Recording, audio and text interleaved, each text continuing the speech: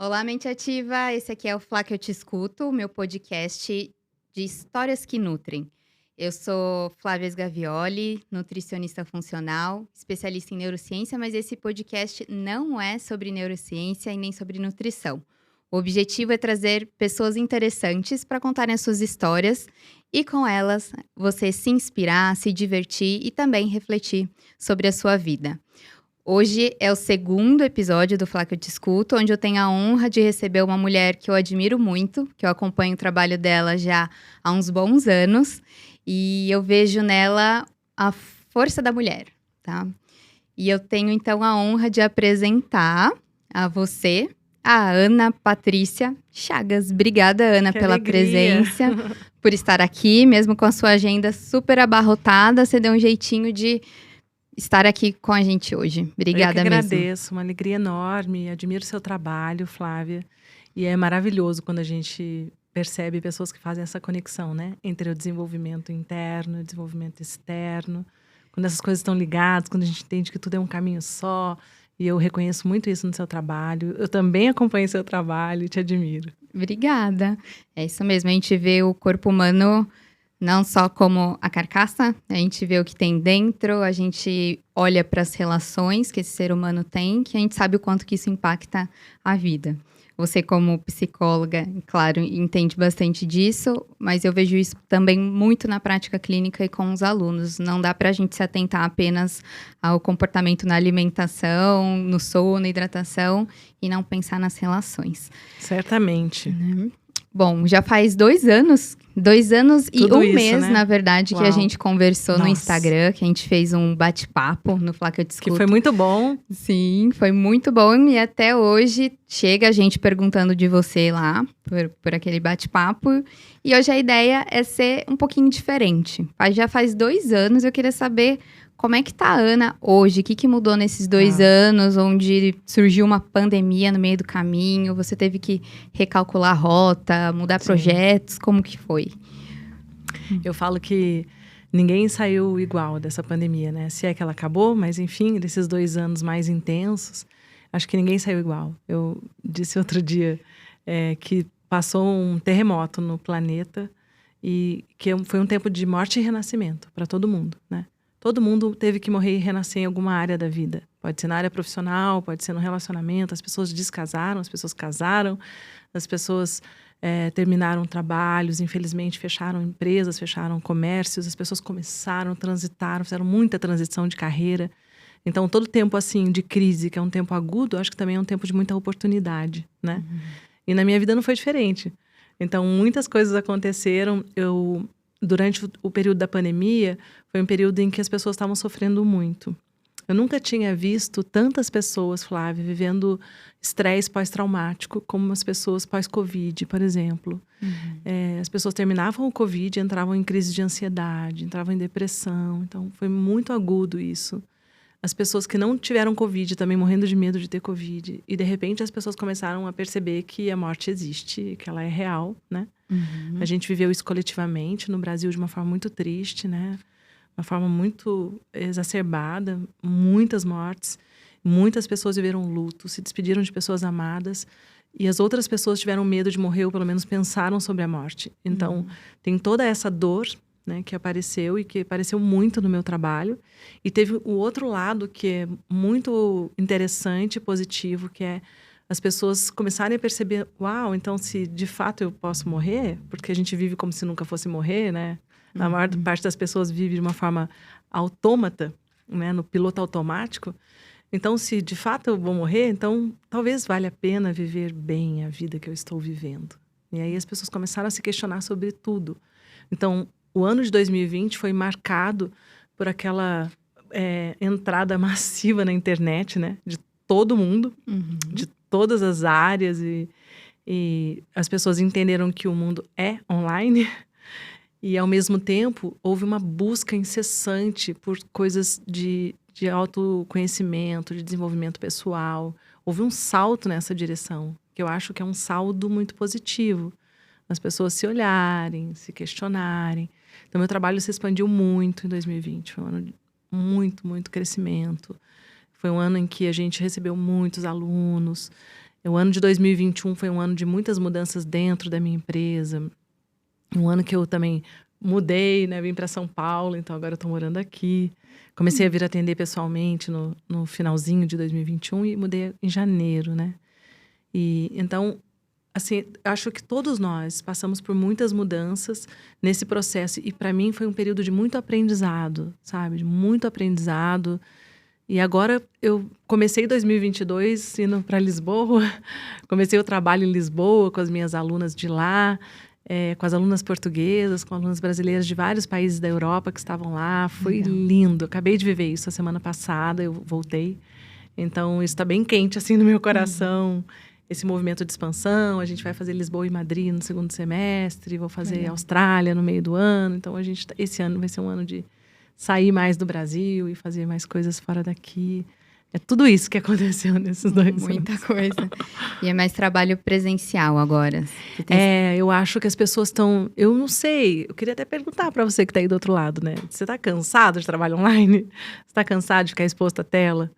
Eu não sei se é isso, ou se junto disso as pessoas estão ávidas, desejosas de contato, de conexão humana, de abraçar, de olhar no olho, de ter esses encontros de novo, né? Eu, como sou terapeuta, eu sou terapeuta corporal, falo que sou uma pessoa peguenta, né? Eu sou de abraçar, de beijar todo mundo, sou mãe peguenta com os meus filhos, vivo agarrando os meus filhos. Então, para mim, meu trabalho foi todo construído dessa forma, né? Eu comecei o Círculo de Mulheres em 2003 e de lá para cá sempre muita presença, muito encontro, muito acolhimento. Então, ir totalmente para o online foi necessário, foi possível. A gente fez um bom trabalho, eu considero, mas foi um desafio pessoal, porque eu tenho toda a preferência por trabalhos presenciais também, né? Então, poder voltar para mim está sendo assim um grande presente, né? Poder estar com as pessoas. E eu sinto que as pessoas também estão desejando muito isso, né? Sim. E houve como um amadurecimento mais forçado na marra mesmo, por conta dessa pandemia, das pessoas irem para online. Quem nunca tinha trabalhado com online se viu nessa necessidade. E eu vejo muito para você, para o seu trabalho, um trabalho de sucesso online, né? Porque você consegue transmitir a sua mensagem com doçura, com clareza e trazer conexão. Eu, pelo menos, sinto muito isso. Que bom. Pela internet. Então, isso é algo muito, muito positivo.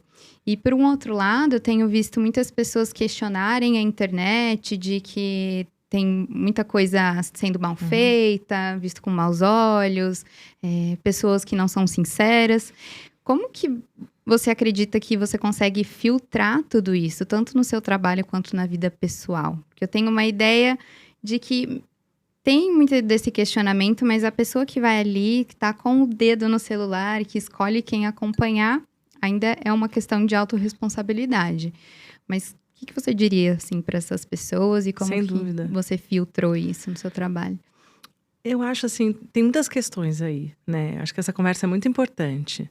Especialmente de ter com mulheres, né? Porque as mulheres parece que têm ainda mais preconceito e ainda mais dificuldade de se expor, né? Para mim também não foi diferente. Eu imagino que para você também deve ter sido um desafio no começo, né? Sim. Eu falo para as alunas que 2016, imagina, eu comecei em 2016, né? Então tinha muito pouca gente, poucas mulheres se expondo. Na minha área, quase ninguém. Quando eu comecei, muita gente fala, agora ela virou capitalista, agora ela só pensa no dinheiro. As pessoas entendiam o fato de estar expondo o trabalho na internet como ter virado um trabalho mercantilista. E teve esse preconceito no início. Depois, quando as pessoas começavam a assistir, elas viam o que estava sendo dito. Então, eu acho que a internet é a vida. A internet é a Praça da Sé, entende? É a Praça da República aqui. Você está exposto a tudo. Então, na vida é assim. Quando eu mudei para São Paulo com a minha filhinha, ela tem 10 anos, né?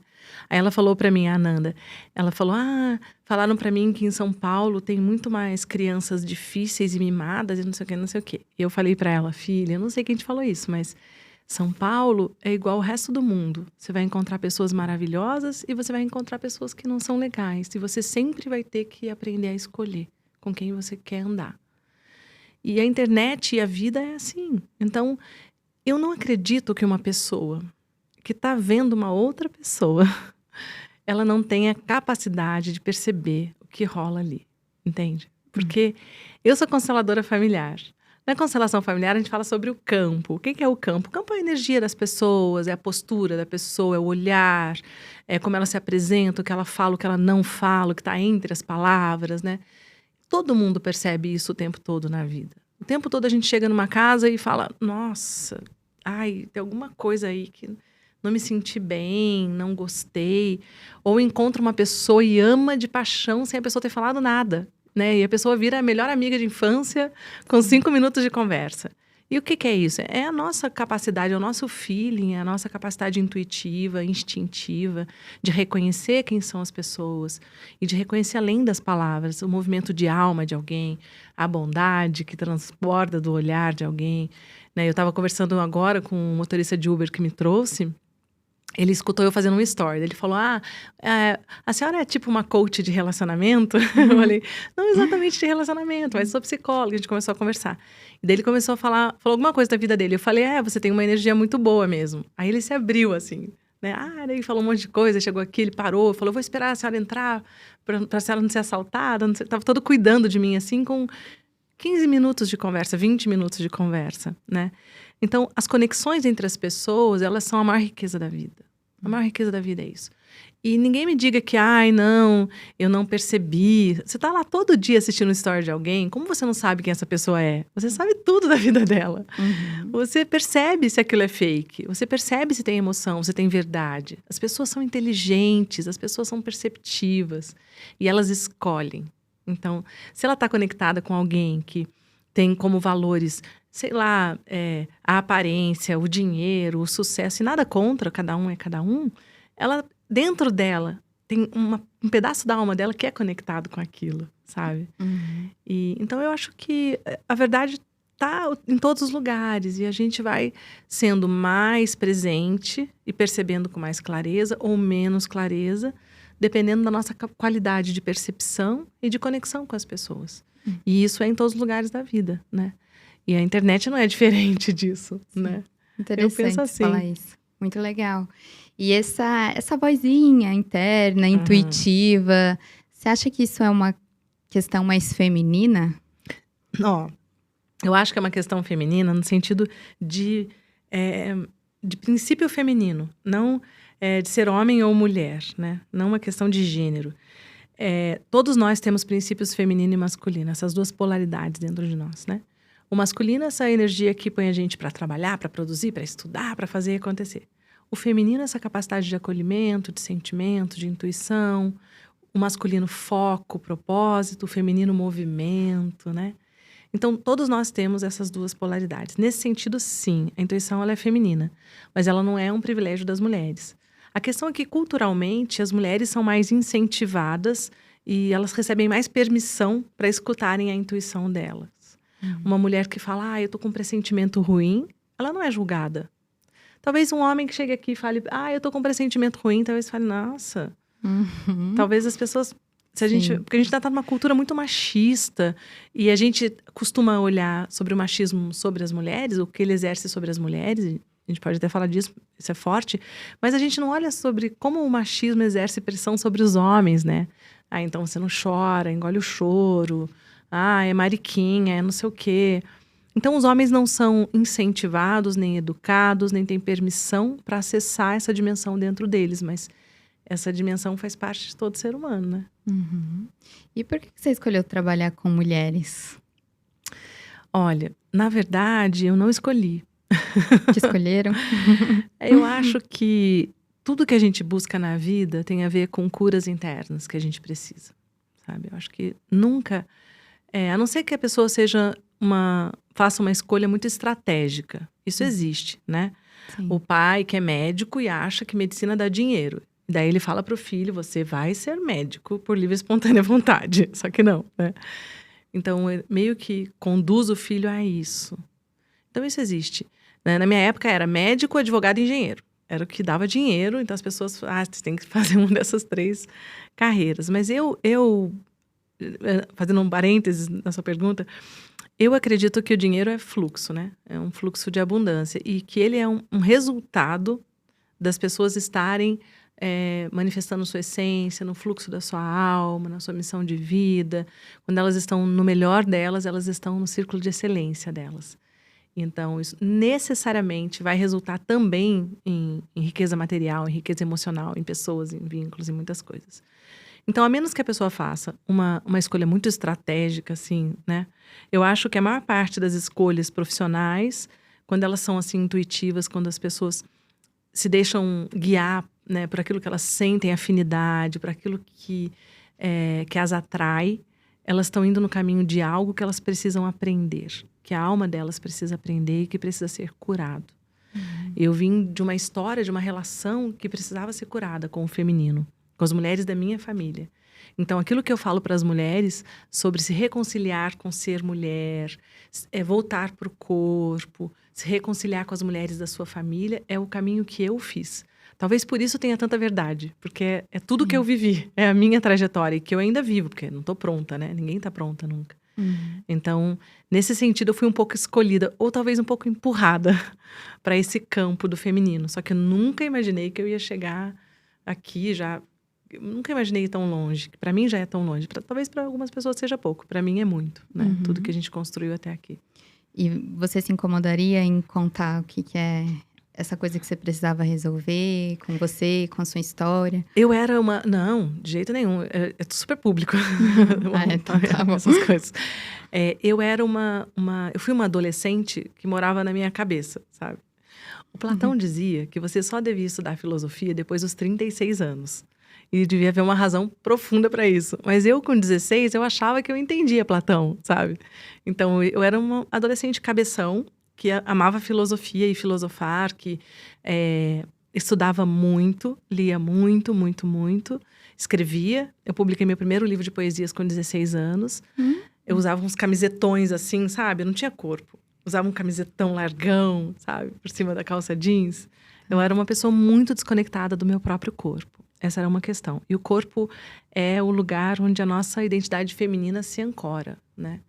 Então, quando uma mulher me pergunta, por onde que eu começo o meu caminho de reconexão com a minha força feminina? Eu digo, comece se escutando, comece se reconectando com o seu corpo, né? Então, essa era uma questão. A outra questão tinha a ver com a minha relação com a minha mãe. Então, durante muito tempo, eu era mãe da minha mãe. Especialmente no final da vida dela, que ela viveu um câncer durante 8 anos. Quando ela morreu, eu tinha 30 anos, que foi uma grande crise na minha vida, que foi quando eu comecei os círculos de mulheres. Então, eu estava muito fora do meu lugar de filha. Eu era muito mãe da minha mãe, era muito crítica com a minha mãe. E eu estava muito distanciada do amor dela. E eu costumo dizer que quando uma mulher está muito apartada da sua mãe, está muito rompida, não consegue enxergar a força da sua mãe, das mulheres que vieram antes, além da gente não ter paz, a gente não reconhece a nossa própria força. Porque essa é a nossa origem, né? Eu falo, a maçã vem da macieira. Embora tenha umas mulheres que falam pra mim, ai, Ana, eu não tenho nada a ver com a minha mãe. Eu não tenho nada a ver com a minha família. Ok, você só é uma maçãzinha assim, com o mesmo formato que as outras maçãs, da mesma cor ou um pouquinho diferente. Tem cabinho, é redondinha, é agridoce. Mas ok, uma é mais docinha do que a outra, né? Provavelmente. Então, a gente tem uma origem, né? A gente tem uma origem, a gente carrega essa origem. E o ser humano carrega essa origem num nível muito profundo. E a gente repete padrões de comportamento. Mesmo que a gente não queira, mesmo que a gente negue, mesmo que a gente ache isso horrível, né? Então, o meu caminho foi esse caminho. De voltar para o meu lugar de filha, de tomar o amor da minha mãe, de reconhecer a força dela e a minha. De ter corpo, de voltar para o meu corpo, de assumir esse corpo feminino e fazer isso com graça, com alegria, com prazer. Foi muito esse caminho de cura que eu vim trilhando, que eu venho trilhando na vida, né? E quando você fala de corpo, da mulher estabelecer essa conexão com o corpo, isso está relacionado também à forma física dessa mulher? Você deve receber muitas mulheres que têm questões com autoimagem, que é o que eu vejo muito, infelizmente, todos os dias no consultório, é aluna, Instagram. Muitas mulheres que sofrem com isso, de autoaceitação, autoimagem. Seu trabalho envolve isso também? Sim, totalmente. Até um dos meus livros, que é o livro Corpo, eu narro um pouco de histórias de mulheres com transtornos alimentares. Eu trabalhei durante anos, Flávia. Não sei se eu te contei isso, acho que não, né? Não, surpresa. Eu trabalhei Eu quero durante saber anos. dos seus livros também. Eu tô terminando um agora, entregando pra editora, sobre constelação familiar. Mas esse que eu tô falando, o livro Corpo, eu narro muitas histórias de mulheres que tinham anorexia, bulimia. Eu trabalhei muito com transtornos alimentares e obesidade. Acompanhei também pessoas que fizeram cirurgia bariátrica, por causa de ser terapeuta corporal. E porque, na verdade, a nossa relação com o alimento, como você deve saber, é a nossa relação com a mãe, né? O primeiro alimento que a gente ingere na vida, se não for o leite materno, é um leitinho na mamadeira que a mamãe preparou. Para a grande maioria dos seres humanos, é um leitinho que vem no colo da mãe. Então, a primeira memória que a gente tem alimentar é uma memória afetiva, uma memória de afeto. A gente conecta o sabor doce, porque a criança tem uma percepção do leite materno como sendo doce. Embora ele não seja, não sei se você já provou alguma vez, eu já provei, porque eu já amamentei meus filhos, já tive essa curiosidade de provar o leite. Olha que é doce mesmo. Não é, mas pro bebê é ligeiramente adocicado. E as fórmulas aí são super adocicadas, tem açúcar, né? E eu não sei se tem açúcar, mas elas são doces. Então, a gente faz, desde o início da vida, essa conexão entre doce e afeto. Entre alimentar-se, ser nutrida fisicamente e ser nutrida emocionalmente, com o abraço da mãe, o colo, o aconchego, o contorno, né? O olhar, o sorriso. Então, tudo se constrói junto e através do alimento. Então, o alimento é essencial na nossa vida, né? Em todos os sentidos. De relações sociais, de estar com amigos, de compartilhar, de momentos em que a gente está triste, a gente fica desesperado para comer doce, né? Momentos em que a gente tem fome de amor e a gente quer entupir aquele buraco com comida, e momentos que a gente está estressado, ou que a gente abusou muito, trabalhou muito, fez tudo muito, e aí a gente... Aí vem aquela, eu mereço, né? Aquelas falas assim que são disparadores de abusos também, de excessos também no alimento ou na bebida, quando as pessoas querem se compensar, né? Então, o alimento entra em muitas esferas da nossa vida, né?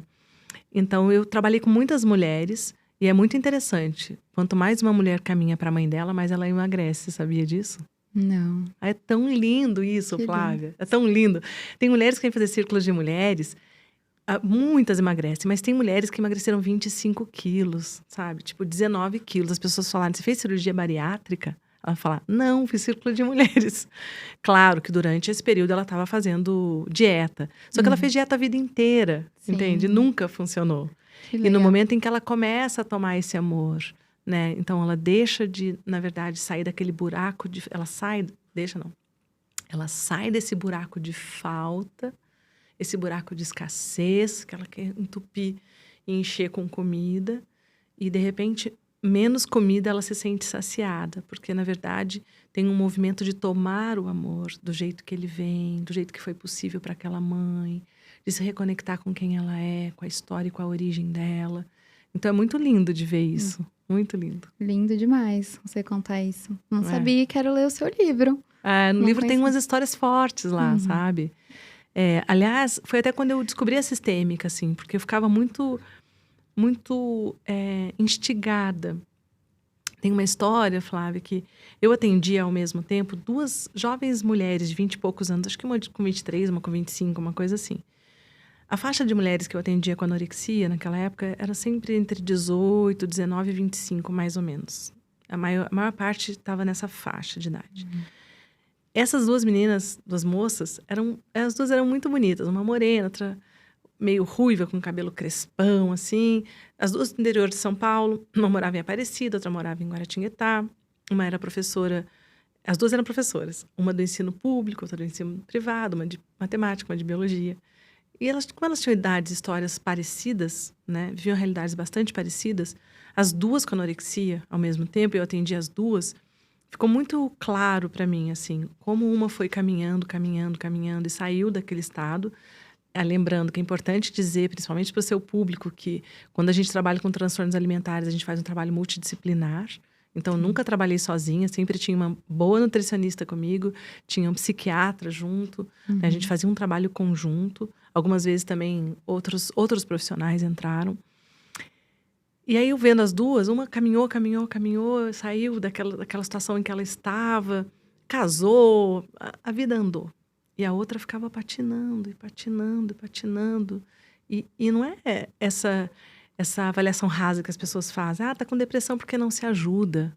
Quando eu escuto alguém falar assim, eu tenho vontade de falar, você já teve depressão? Não, né? É frescura. É frescura, Ai, não pensa positivo. Só Tem que a pessoa tudo e tem tá aí. tudo e tá desse jeito, né? Só que a pessoa tá quimicamente alterada, né? Ela não dá conta de sair sozinha daquela situação. Então, essa outra moça, ela queria muito. E ela tinha a mesma terapeuta que a outra. Eu tinha a mesma disponibilidade para ela. Eu queria muito poder ajudá-la, mas tinha um limite da minha ajuda. Tinha um lugar que eu não conseguia alcançar. Eu dizia a algumas pessoas... Nessa época eu comecei a dizer, muito antes de eu conhecer a sistêmica, algumas pessoas parecem que têm nós na alma. E a gente não consegue desatar com a psicoterapia tradicional, só falando. Também que eu fazia coisas muito heterodoxas, assim. Isso é legal também, pra te contar. Eu tinha no canto do meu consultório um lugar de comer, né? Então, tinha uma mesinha com umas almofadas, era baixinho, assim. Aí eu tinha chá. E com as pessoas que tinham transtornos alimentares, à medida que elas iam permitindo, eu levava comida também. E aí a gente comia junto, para eu ver o diálogo interno dela na hora que ela tá comendo. Então você vai comer e vai me contar tudo o que você tá pensando. O que você sente? Quando, Deus me livre, olha isso aqui e falo, opa. Eu olho esse prato aqui e falo, nossa, eu vou ficar muito gorda. Não sei o que, não sei o que. Então ela começava a verbalizar o diálogo interno dela. Isso me ajudava muito, né, a ajudá-las. Então eu sempre fiz muitas coisas, fazia exercício de respiração, fazia não sei o quê. Fazia... trabalhos de identidade corporal, muitas coisas que beneficiavam e podiam ajudar o processo. Mas mesmo assim eu percebia que algumas pessoas eu não conseguia chegar, sabe? E essa história dessas duas moças que estavam com anorexia e essa moça que não conseguia sair, que estava patinando, ficou comigo 6 meses, não saía do lugar. Aí ela parou, depois ela voltou, ficou mais um tempo. Ela tinha algumas melhoras, sabe? Mas não uma melhora expressiva, sabe? A mãe dela tinha bulimia, entende? Então, tinha uma questão transgeracional do feminino que naquela época eu não sabia lidar como eu sei hoje, né? Não tinha os recursos que eu tenho hoje. Essa moça me levou em busca de mais, sabe? Eu preciso saber mais, eu preciso de mais ferramentas. E isso me fez chegar nas constelações familiares. Foi essa história dessas duas mulheres com transtornos alimentares. Foi assim que começou em 2013? Ai, que ano será, hein? Como é que foi o Círculo de Mulheres? O que é? O Círculo de Mulheres é um espaço de compartilhamento entre as mulheres, né? Um espaço terapêutico, né? Tem muitos círculos no Brasil, desde dentro de igrejas evangélicas, católicas, tem círculos do sagrado feminino, xamânico, de tudo que é jeito. Os meus círculos são terapêuticos. Os círculos que eu ensino as minhas alunas a fazerem são círculos terapêuticos. São rodas e espaços de apoio entre mulheres. Então, não precisa a pessoa ser psicóloga para fazer, por exemplo. Porque eu ensino um método onde ela acolhe, onde a gente se acolhe com respeito, onde a gente cria um espaço de não julgamento, onde a mulher consegue falar sobre as dores dela, onde ela consegue se escutar, né? Nesse mundo é muito raro, né? Consegue se escutar. E quando ela se escuta, ela se organiza. Né? Quando ela se escuta, às vezes ela se choca com o que ela falou. Ela fala, nossa, olha o que eu falei, né? Quando ela se escuta, ela se sente enxergada pelas outras pessoas. Ela se sente escutada também. Então, isso faz com que ela comece a se apropriar da sua luz, das suas habilidades, da sua história. Que ela consiga ressignificar dores e traumas e atravessar aquilo. Então, círculos são espaços de fala, de partilha. Claro que tem técnica, tem alguns exercícios que são facilitadores, tem ferramentas. Mas é basicamente isso. Um espaço de apoio, de não julgamento, a gente fala de sororidade. Sororidade é o feminino de fraternidade. Porque na etimologia da palavra, frater é irmão e soror é irmã. Então, essa irmandade entre mulheres. Basicamente é isso o círculo. Que legal. E na constelação familiar, você já trabalha com isso há bastante tempo, né? Uns anos aí. Uns bons anos. E você ainda sente algum certo preconceito em relação à constelação? De achar que tem que que está necessariamente ligado à religião, Sim. Como que você lida com isso? A constelação familiar é muito interessante, né? Ela foi criada por um alemão. Na verdade, ela foi sistematizada por ele, pelo Bert Hellinger, que era um filósofo. Ou seja, ele não era terapeuta. Então, a constelação nunca foi uma linha da psicologia. Só que à medida que ela foi ganhando muito corpo no mundo, e a gente tem hoje dezenas de países, milhões de pessoas que já foram beneficiadas pelas constelações familiares, em mais de 40 anos, acho que 50 anos, em que elas acontecem no mundo todo, e no momento em que ela cresceu tanto no Brasil, ela começa a incomodar muita gente, né? Então, porque ela é uma ferramenta terapêutica, né? Mas não necessariamente está ligada à psicologia, até porque é um outro paradigma, um outro jeito de ajudar as pessoas, uma outra forma, tem muitas diferenças, né? Então, tem todo tipo de preconceito. Tem gente que acha, mas é espiritismo, é religião. Não, não é religioso, é um trabalho terapêutico criado por um filósofo, né? Tem gente que mistura constelação com outras coisas, com questões religiosas, e aí também ajuda a criar esse preconceito. No meu trabalho, na formação que eu dou, né, que eu formo consteladores familiares, eu sou muito, como eu tenho dentro de mim uma professora universitária, eu fui professora universitária durante 10 anos, né, eu fiz mestrado, comecei doutorado na PUC de São Paulo, eu tenho uma pesquisadora dentro de mim, então eu tenho um certo rigor, assim.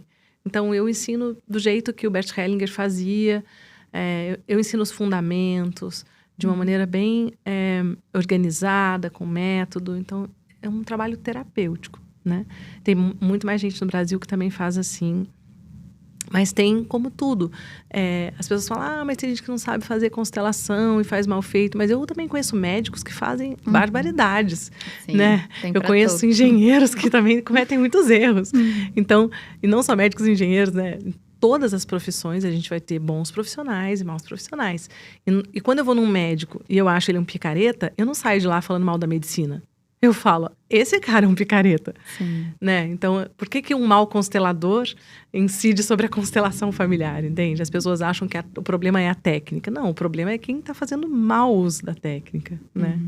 Então, sim, existe muito preconceito, existem guerras, porque vai ganhando muito espaço. As pessoas hoje sabem que, às vezes, uma constelação dá conta de resolver, não é mágico. Não é sempre assim, mas tem pessoas que têm resultados muito disruptivos, muito fortes, muito impactantes.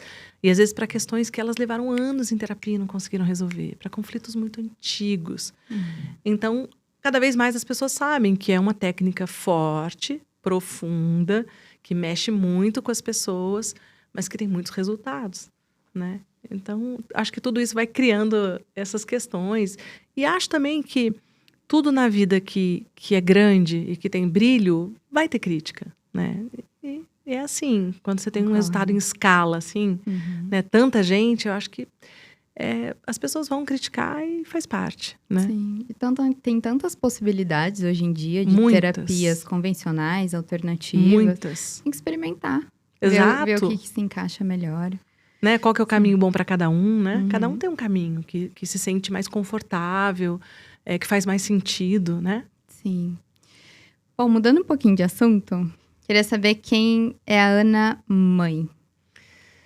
Olha, eu faço muita questão de presença com os meus filhos, né? Então, por exemplo, apesar das pessoas falarem, hoje você falou, né? Sua agenda. Mas na minha agenda, se você olhar, toda a minha equipe tem acesso à minha agenda, né? Porque senão a gente dava conflito. Então, todo mundo tem acesso à minha agenda. Na minha agenda, todos os dias, a 1h, está escrito almoço com a Ananda. Eu almoço com a minha filha todos os dias. Mentira, segunda e quarta ela almoça na escola, que ela tem bilíngue à tarde. Todos os dias que ela está em casa, eu almoço com ela. Todos os dias eu levo minha filha na escola. Eu vou dirigindo e levo ela. Faço questão de ir dirigindo, de levar. E é o nosso momento de ir conversando.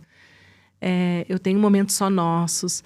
Finais de semana que eu vou para Ubatuba, vamos nós duas. A gente tem um monte de programas, mamãe e filhinha. A gente vai pro mar juntas, a gente dorme agarradinha, a gente joga Uno. Então, eu sou uma mãe que preza pela presença e pelo contato corporal com os meus filhos, né? Claro que com a Nanda, que tem 10 anos, é de um jeito. Com o João Gabriel, que tem 22, é outro, né? É outra relação hoje. O João é um homem. Mas o João também, eu prezo muito pela presença. O João mora em São Paulo. Ele foi uma das grandes razões pelas quais eu vim morar em São Paulo, né? Para poder estar mais perto dele. Ele tem uma agenda maluca, mas eu ligo para ele. Onde você tá, filho? Vamos tomar café. E daí a gente toma café. Filho, vem almoçar hoje, vem almoçar amanhã. Faço comida, eu sou essa, sabe? Faço a comida que ele gosta, espero, arrumo a mesa, faço questão de comer junto. Eu sou bem presença e toque, beijo e ligar e saber. Meus filhos, tanto o João quanto a Nanda. Agora a Nanda acabou de se despedir de mim, eu observei de novo, né? Quando eles vão dar tchau, te amo. Sempre eles falam, sempre. O João tem 22 anos, todas as vezes que desliga o telefone, tchau mãe, te amo. Eu acho muito lindo isso. A gente tem essa coisa peguenta, assim. Sim, o Cris faz muito isso, né? O Cris, meu noivo. E eu percebo que em casa, na minha dinâmica familiar, a gente morre de vergonha de fazer isso. Eu acho que é comum, pelo que eu converso, assim, com muitas pessoas. Não sei se é normal, mas comum é. E às vezes a gente sente uma falta. E não sei porquê. Eu não sei se é uma falta de coragem, alguma coisa que precisa destravar. Mas é muito bom. Um te amo que seja no telefone. Ou de alguma outra forma dita. Eu sou mais fácil de escrever, então consigo escrever. Mas tenho dificuldade de verbalizar isso, assim. Eu fico tímida. Mas eu sei que eles sabem. Mas é muito importante você falar isso, porque eu tô falando isso e parece que, que lindo, que tudo perfeito. Não é isso. É porque eu pude fazer isso. Eu pude inaugurar isso na minha geração. A minha mãe era uma mulher, filha de nordestinos, durona. Minha mãe não era derramada, não falava te amo, nada disso. Derramada. Eu pulava no colo dela, eu agarrava ela, ficava, sai Patrícia, sai. Assim, meio incomodada, tipo, eu invadia um pouco o limite corporal dela, que era mais distante do que é o meu com os meus filhos. Agora, eu acho importante dizer, sabe, Flávia, muitas mulheres falam pra mim, minha mãe nunca me falou te amo. Daí eu falo, e isso significa que a sua mãe não te amava? Então, é maravilhoso poder fazer isso, mas essa não é a única forma de expressar amor no mundo, né? Sim. E o amor, ele é muito maior do que isso. É muito maior do que esse amor romântico da novela, né? Esse amor idealizado, então, das flores, do bombom, né? Quando eu falo sobre relacionamento, eu falo, amor é o cara que não desiste de você, tá ali todo dia 20 anos, né? Isso é amor, isso é muito amor. Não é o eu te amo, não é o bombonzinho. Se tiver, melhor. Mas não é necessário para que exista amor, para que isso retrate o amor. E com mãe também, a gente tem aquelas imagens idealizadas de mãe de livro de psicologia, aquela mãe perfeita, maravilhosa, padecer no paraíso, que tira a comida da boca para dar pro filho, que não sei o quê. As mães reais não são assim, as mães são pessoas de carne e osso, que têm sombra, têm dificuldade, têm problemas emocionais, têm amor, tem tudo, né? Sim. Então acho legal também a gente falar. Tem famílias que expressam e tem famílias que não expressam, né? Esse é só o meu jeito de ser mãe, não é um modelo, né? Sim. E quando você fala da sua mãe, tem um brilhinho no seu olho, assim, bem, bem especial. Que legal. Você viveu bons momentos com ela? Como que era a sua relação? Eu tinha uma relação de muito amor com a minha mãe, de muita intimidade com a minha mãe. Hoje eu percebo muito isso com a Nanda. Mas não era uma relação fácil, não. Minha mãe não foi uma mulher fácil. Minha mãe era uma mulher muito forte, com muitos amigos, cheia de personalidade, escorpiana, sabe? Então, minha mãe era luz e sombra, era intensa. Em alguns momentos, aquilo era um pouco difícil para mim. Minha mãe era uma mulher que, se ela ficava chateada, ela ficava sem falar com a gente, sabe? Assim, 1, 2 dias, aquilo... Eu sou pisciana, tenho 5 planetas em peixe. Eu sou aquela água. Eu ficava... Como ela consegue não falar comigo? Aquilo me matava, sabe? Mas a minha mãe era muito disponível, sabe? Muito disponível. E muito disponível. Se eu chegasse em casa às 5:30 da manhã, com um amigo, uma amiga, qualquer coisa, com pão, a mesa estava pronta, ela acordava, ela abria a porta, ela sentava. Como é que foi aí? Onde vocês foram? Não sei o quê. O que aconteceu? Ela era uma mulher muito disponível, em todos os níveis, assim, sabe? Então, ela me deu 2 coisas na vida que para mim são muito preciosas. A primeira é essa disponibilidade para mim. Eu sabia que ela sempre ia estar lá. Que eu sempre poderia contar com ela. Do jeito dela, durona. Né? Do jeito dela. Porque a mãe não é do jeito que a gente quer, né? Do jeitão dela, durona, mas ela sempre estava lá. E a outra coisa que minha mãe me deu é uma fé na vida. Uma confiança na vida, assim, sabe? Ela nunca falou pra mim, isso você não vai conseguir fazer. Isso aqui não é pra você. Isso aqui não pode, sabe? Tudo ela acreditava e me fazia acreditar que eu podia, que ia dar certo. agora não, mas quem sabe depois. Sabe, agora não deu, mas isso ainda pode dar certo. Então ela tinha uma confiança na vida.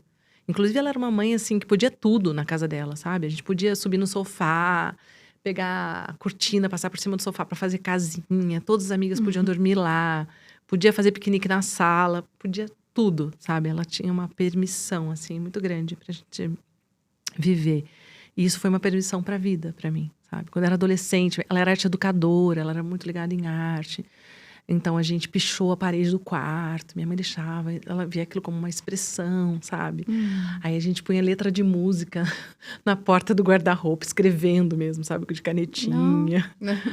A maioria das mães ficariam loucas com isso. E minha mãe permitia, sabe? Era- Aí depois a gente cansava, daí pedia pra pintar, porque aí ficava feio, aí pedia pra pintar, e pintava. Então essa confiança, esse espaço grande ela me deu, sabe? Na vida, assim, pra seguir. Né? Mas isso não quer dizer que ela era uma mãe fácil, ela não era. Ela era profundamente intensa. E com isso eu quero dizer que não importa se as nossas mães, os nossos pais, se eles são fáceis ou não, se eles são irritados ou não, se eles são temperamentais ou não, se eles têm manias ou não, porque eles têm, todos têm. Se eles têm erros, se eles cometem erros, porque todos cometem, se eles se perderam no meio do caminho. Não é isso que importa. O que importa é o que eles nos deram, sabe? A gente segue com isso. E isso é uma riqueza na vida, né? Que presentão que ela deixou. Não é? Todos deixam, né? Nossos pais. Todos deixam, exatamente. De alguma forma, sim. E eu achei muito legal quando você falou da arte, porque é difícil, eu acho, que os pais estimularem crianças, adolescentes com arte. Então, teve uma forma de expressão grande ali. Eu tava vindo pra cá e agora na Avenida Paulista, não sei se você já viu, tá com uma exposição do Cobra, em homenagem ao Dia do Trabalho. Tem vários quadros muito lindos, Não assim, vi. ali no canteiro. Aí eu vim pensando nisso, porque acho que eu vi recentemente você falando de como sua mãe estimulou você, te trouxe esse mundo da arte, de leitura. Isso é muito legal, né? Porque hoje em dia, acho que um pouquinho por conta do mundo do smartphone, a gente acaba se distanciando um pouquinho mais ainda.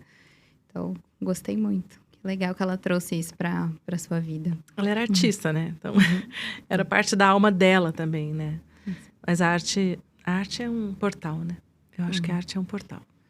Na arte se dissolvem preconceitos, fronteiras, limites. A arte é um lugar de encontro genuíno entre as pessoas.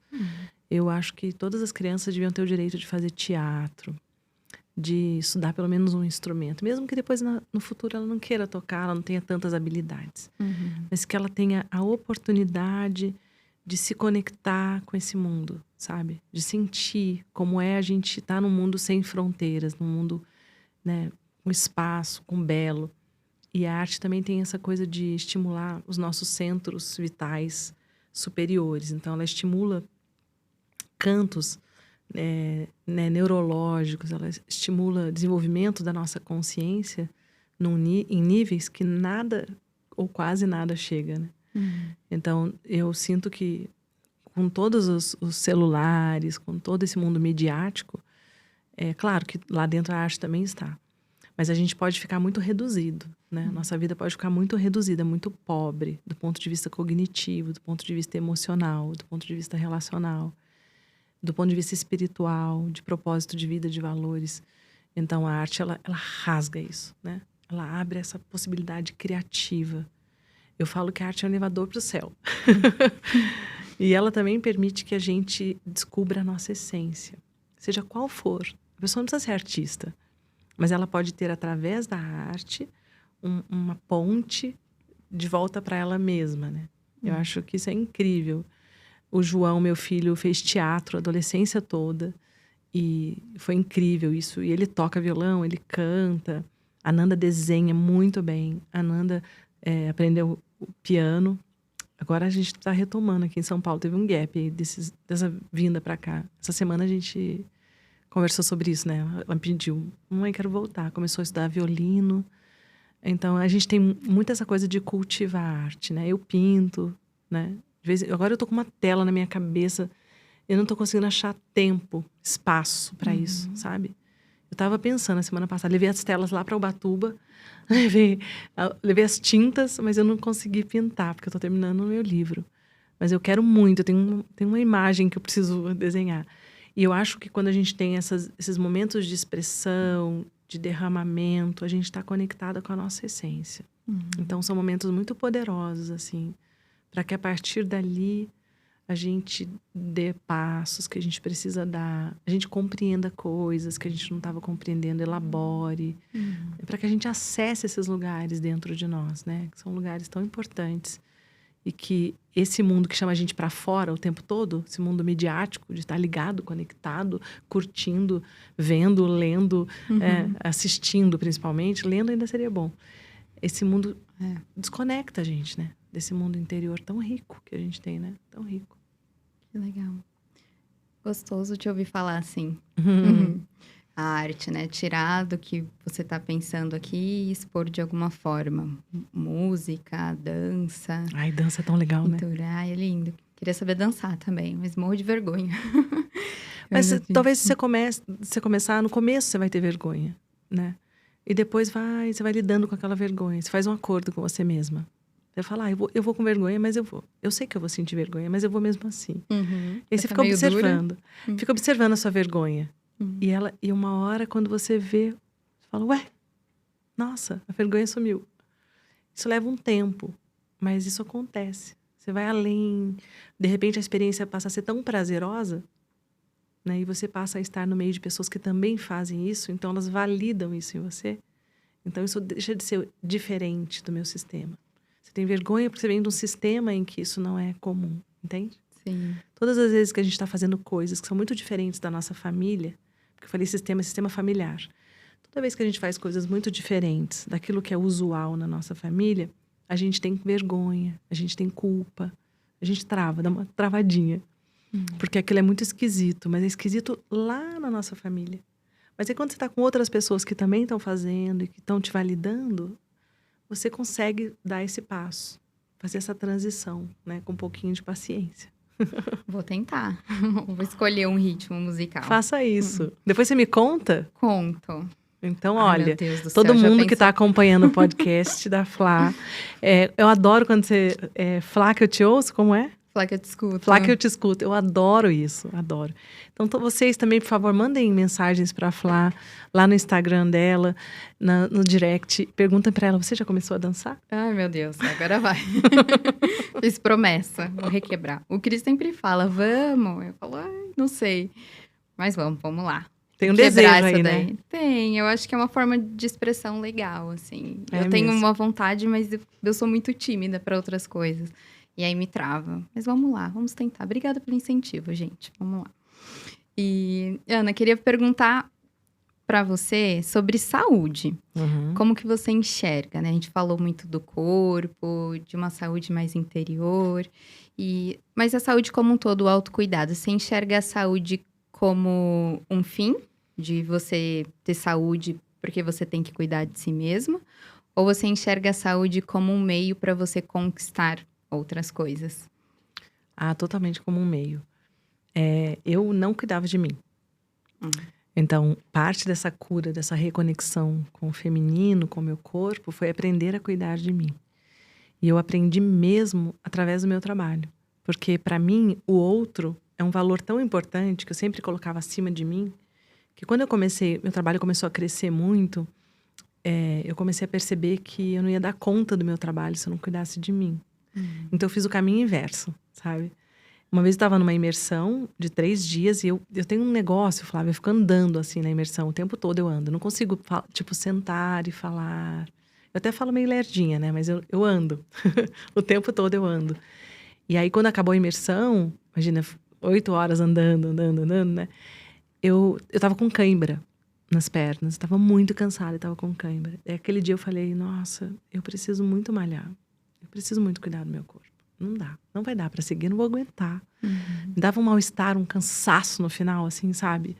Que eu falava, meu Deus, que isso? E aí eu comecei. Então, eu comecei a fazer várias coisas. Então, hoje, eu vou dar um salto, né, de lá pra cá. Hoje eu faço muitas coisas pra dar conta do meu trabalho. Então, hoje eu cuido da minha alimentação. Não quer dizer que eu não dou aquelas, né? Descambada que todo mundo dá. Parte né? da vida. Só a gente não aguenta também, né? Sim. Mas eu cuido da minha alimentação, especialmente durante a semana, eu como direito. Eu malho pelo menos 3 vezes por semana. Tem semana que eu não consigo? Tem, né? Fui pra Lisboa, fiquei... Aliás, estou quase 3 semanas sem malhar, porque eu fiquei muito gripada antes de ir, congestionada. E depois eu fui pra Lisboa e voltei, e era pra voltar ontem, não voltei, hoje eu tive que desmarcar. Eu vou voltar amanhã. Mas eu malho 3 vezes por semana, eu faço isso com ritmo, com consistência. Nos últimos 3 anos eu tenho feito, mesmo que falhe algumas vezes, eu volto, não tem importância. Eu faço acupuntura há muitos anos, isso eu faço há uns 20 anos. Eu faço massagem. Então, eu faço yoga desde muito nova, então eu faço sozinha, faço meus alongamentos. Eu cuido bastante da minha saúde física, mas eu cuido para os outros, para servir, para estar disposta, para dormir bem, para me sentir mais leve, sabe? Para gostar do meu corpo, para gostar da minha imagem também. Isso é muito importante para nós mulheres. Isso é muito diferente da ditadura da beleza, dos padrões, de ter que ser assim ou assado. É sobre você fazer as pazes com seu corpo, com a sua imagem, com o seu espelho. Então, para tudo isso, eu cuido da minha alimentação. Eu sou essas pessoas que natureba, então eu só uso homeopatia, sabe? Eu tomo chazinho, eu curo dor de cabeça cheirando lavanda. Eu sou essas pessoas, entendeu? Mas é legal você tocar nesse assunto da autoimagem, de a gente se sentir bem, muito para além da estética, né? No meu trabalho, eu me identifico assim como uma nutricionista que não fala de emagrecimento e estética. E às vezes as pessoas me perguntam, então isso quer dizer que você não se importa com beleza, com como você se apresenta? E não, de forma alguma. E a beleza importa, todo mundo gosta do belo, não só de se sentir bem, bonita. A gente gosta de ver coisas bonitas, prato bonito, imagens, paisagens. Então, isso é valorizado. Os nossos olhos gostam disso, né? A gente se atrai. Mas o que eu tenho tentado trabalhar é justamente mostrar que a saúde pode ser um meio e não um fim, né? Você ter saúde só para ter um corpo bonito é importante, a gente gosta, se sente bem. Mas é muito mais do que isso, né? Pensar que se você cuidar do seu corpo, do seu cérebro, você vai ter disposição, seu raciocínio vai ficar mais rápido. Memória para dar conta de tudo, energia, vai dormir melhor, vai sentir menos dor, o intestino vai funcionar. E aí, com essa vitalidade, essa restauração da sua saúde, você pode conquistar muitas outras coisas, né? Você vai, provavelmente, né, ter um pavio maior, não tão curto, você fica mais paciente, as alterações de humor, elas reduzem, aí tem menos ansiedade. Um sono de qualidade vai trazer benefícios em todas as áreas da vida. Incrível, né? Aí vai melhorar o trabalho, parte de relacionamento. Então, eu queria muito que as pessoas enxergassem o autocuidado e a nutrição com esses olhos. Então, é legal a gente tocar nesse assunto para poder falar sobre isso. Porque eu vejo acontecer e é incrível viver essa transformação. É incrível. A gente vira outra pessoa. Eu, por exemplo, tenho intolerância a glúten. E eu não sabia. E eu tinha um monte de problemas digestivos, né? Intestinais. E eu não sabia. E depois que eu soube, eu ainda levei um tempo, assim, lidando com isso como se fosse uma criança, sabe? Porque, eu não posso. Mas eu vou comer só hoje. Mas eu vou comer não sei o quê. Não sou celíaca. Mas eu sou intolerante, então, se eu faço uma dieta com restrição de glúten bastante tempo e fico bem, eu posso pegar um avião e comer um glúten no avião e eu vou ficar bem. Mas eu não posso comer um glúten 1 dia, 2 dias, 3 dias, que eu começo a passar mal mesmo. Então, eu levei um tempo, assim, brincando com isso. E, de uma certa forma, brincando com a minha saúde. Até um dia que eu fui numa nutricionista aqui em São Paulo, e ela falou, deixa eu te explicar uma coisa, eu acho que você ainda não entendeu. E ela me explicou, assim, sistemicamente, as consequências daquilo, né? Aonde que eu estava me colocando, como eu estava colocando a minha saúde em risco. Foi tão importante aquela conversa para mim, eu falei para ela, eu vou parar de comer glúten. Eu acho que ela não acreditou, na verdade. Mas eu parei. Porque naquele dia, ela me tornou tão consciente para quem eu sou e para um limite, uma questão do meu corpo, uma particularidade minha. Para mim, isso não faz bem, né? Imagina eu que sou descendente italiano e comi macarrão e pão a vida inteira, né? Mas aí eu fui encontrando os meus caminhos, fazer pão em casa, sem glúten, muitos caminhos. Então, eu acho que esse processo de consciência com a alimentação e de enxergar isso como algo muito maior, né, na nossa vida, ele é um processo muito lindo, né? Eu sou outra pessoa, outra pessoa. As pessoas olham no Instagram e olham as fotos de alguns anos atrás e de agora e falam, nossa, como você mudou. Mas mudou tudo, não mudou só porque eu emagreci. Claro, eu emagreci. Mas o emagrecimento é um resultado de tudo isso que você falou, né? De disposição, de humor, de sono, de tudo, né? E hoje eu gosto de malhar, olha que louco. Eu odiava malhar. E agora eu gosto. É uma disciplina muito grande que a gente desenvolve. Eu aprendi a ter prazer com isso, sabe? Porque me faz tão bem. Eu penso que eu vou dormir bem, E quando eu não tô malhando, eu sinto falta, sabe? Eu aprendi a gostar disso. Então, a gente também aprende a gostar das coisas, né? Estão vendo só para vocês que falam que não gostam de treinar, que não querem puxar peso. Precisa e é possível gostar. É possível, porque eu odiava. Odiava. E tem que fazer, né? Tem que encarar. Mas eu fui também descobrindo algumas coisas. Por exemplo, não gostava do ambiente de academia, não gostava aquelas músicas.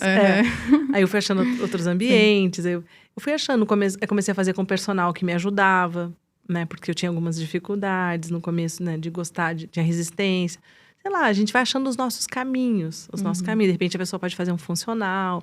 Sim. Mas tem muitas possibilidades, né? Hoje, então, muitas possibilidades para cuidar do corpo, né? Com prazer, com leveza, com alegria, né? Tem que cuidar. Tem que achar um jeito e começar a se adaptar, mas não dá para esperar a conta chegar, né? Então, talvez o estalo, quando você conversou com a nutricionista, foi entender que se você seguisse assim, em algum momento, você teria problemas maiores, né? E cada um com a sua particularidade. Mas que bom que você mudou e tá aí feliz, cheia de vida, inspirando saúde. Tá? Ana, a gente já tá partindo aqui pro finalzinho, mas antes queria te fazer algumas perguntinhas. O que é a morte para você? É uma passagem. A vida, para mim, ela é antes, durante e depois da existência. A vida é maior do que a existência, do que aquilo que ocorre entre o nascimento e a morte. Tá. E a gente falou aqui bastante sobre mulheres. Você trabalha com mulheres, eu também trabalho com mulheres. A gente convive com elas todos os dias. Queria saber que mulher que te inspira. Uau! Tem tantas mulheres que me inspiram, sabe? Nesse momento, eu tô muito conectada com a história da Michelle Obama, sabe? Eu li o livro dela, assisti o documentário dela. Uma mulher negra nos Estados Unidos que viveu tudo que ela viveu. Tem frases dela que ficaram assim dentro de mim, sabe? Uma delas foi essa. Ela falou assim, quando eu cheguei na Casa Branca, tinham muitos mordomos de smoking, ela falou. E eu pedi, pelo amor de Deus, para eles tirarem aquelas roupas, porque eu queria transformar a Casa Branca num lugar para criar e educar 2 meninas. Então, essa mulher que não se deslumbra com o poder, que não se deslumbra com aquilo que ela está sendo, e que permanece sendo quem ela é, permanece conectada com a origem dela. Isso me admira profundamente. É muito legal o livro dela mesmo. E você viu que ela tem um diário também? Não. Então, tem o livro mesmo, Minha da história dela, né? Toda a biografia que ela mesma escreveu. E depois tem um diário que ela coloca algumas perguntas-chave ali para você desenvolver. É bem legal. Então eu vou procurar. Sim. E, para fechar, gostaria de saber se você pudesse entrar numa cápsula do tempo e se transportar para um lugar de muito amor, um lugar especial para você, algum momento especial da sua vida desde que você nasceu, que você pudesse escolher. Qual que seria esse momento e por quê? Acho que seriam 2. Pode falar? Pode ser 2? Pode. Os nascimentos dos meus filhos, certamente.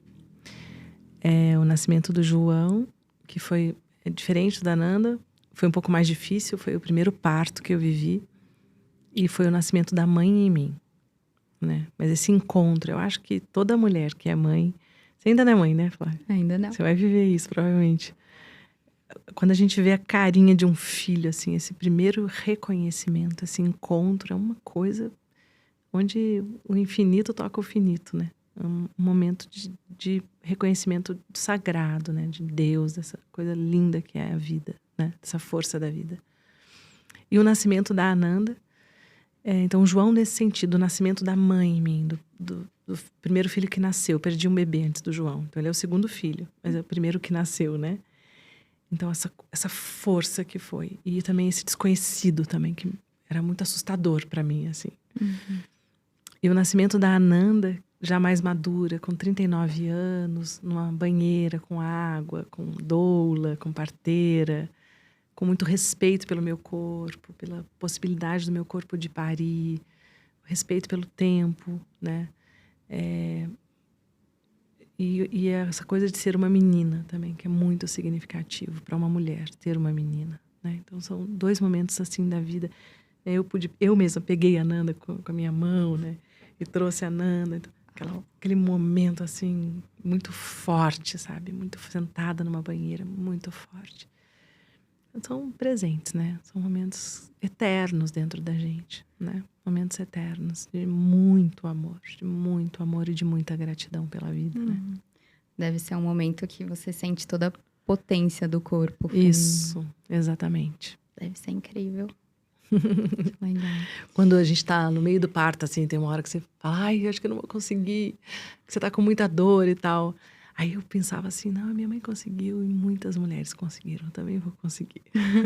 Tá aí, 2 filhos saudáveis. Maravilhosos. Que bom.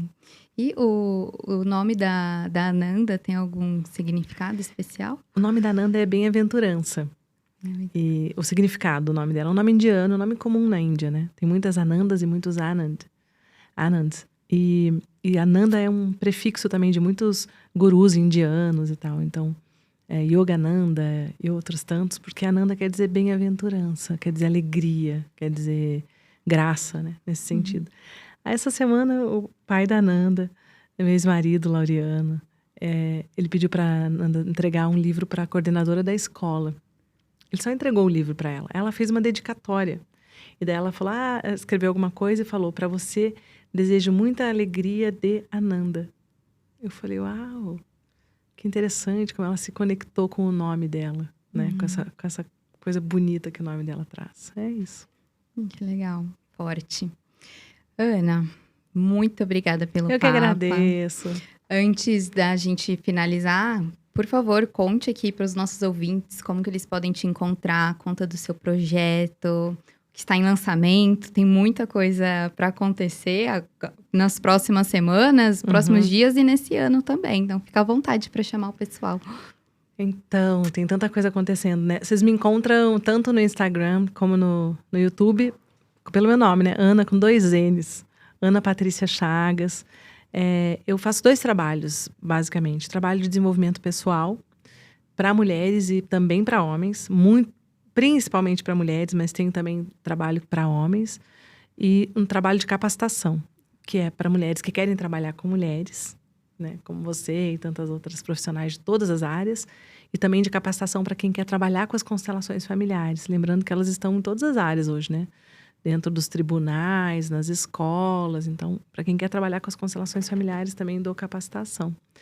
E é isso. Então, tem um monte de coisas acontecendo aí, tanto para quem quer se olhar, né, para o desenvolvimento pessoal, quanto para quem quer se capacitar. Eu espero poder contribuir. Vai ser uma alegria receber as pessoas lá. Legal. E essa semana já que tem evento? Essa semana a gente está fazendo a Semana Conexão... A Semana Mulheres Originais. São muitas coisas. A Semana Mulheres Originais, que eu estou falando justamente de desenvolvimento pessoal. Então, para qualquer mulher, estou falando sobre esse caminho de volta para casa. E quando eu terminar essa semana, a partir da semana que vem, a gente vai abrir as inscrições para a turma nova da Jornada da Alma Feminina, que é esse caminho bem bonito aí, que tem o portal Curar o Feminino, que a gente trabalha 9 eixos da vida, né? Saúde, família, sexualidade, corpo, espiritualidade, trabalho, enfim, a gente trabalha de uma maneira bem, assim, global, ajudando as pessoas no desenvolvimento pessoal delas. E tem também parceiros Tem muita gente lá. Aliás, você podia dar uma aula lá, dentro do portal. Bom, será Tem um muitos prazer. parceiros incríveis lá. Que legal. Ia ser uma alegria também ter você lá. Claro. Obrigada pela oportunidade. Eu que agradeço. Obrigada por estar aqui e parabéns pelo seu trabalho. Obrigada Obrigada. por me inspirar e inspirar tantas mulheres também, fazer esse trabalho lindo. Eu acredito que muitas se reconhecem em você e a gente se inspira mesmo, assim, Ana. Eu amo a pessoa que você é. Obrigada por esse papo. Gratidão, viu, querida? Eu espero Prazer. ter sua aula lá, hein? Ter você com a gente dentro, Sim, vai ser um dentro desse prazer. projeto lindo, tá? Bom, obrigada.